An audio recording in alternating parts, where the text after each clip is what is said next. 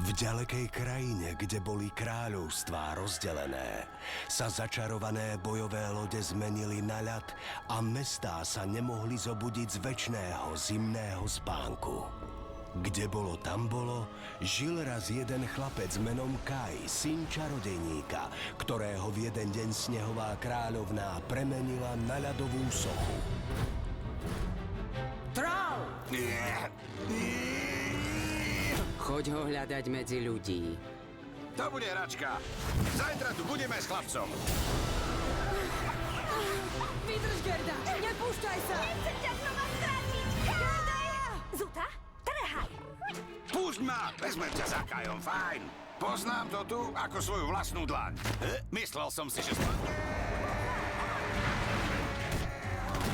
A to dievča rozpolíme tiež. Skúsme to znovu. Odvážne dievča Kam si poslal Kaja? k snehovej kráľovnej. na ceste za Do hrdinstvom. rodiska trolov. To všetci zmizli? Jeden prežil.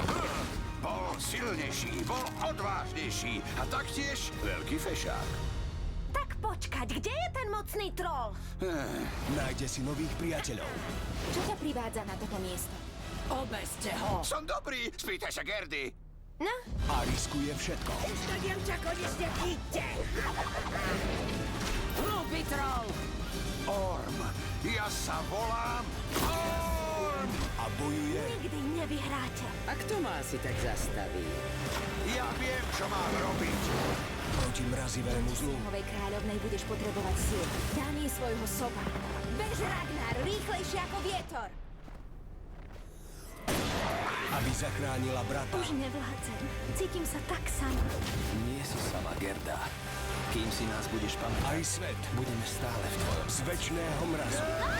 Nech sa deje čokoľvek, pamätaj si. Budem stále s tebou. Snehová kráľovná. Poraziť kráľovnú a veriť hovoriacemu psovi? Madám, ja nie som pes. Haf! Už v decembri. Aj v 3D.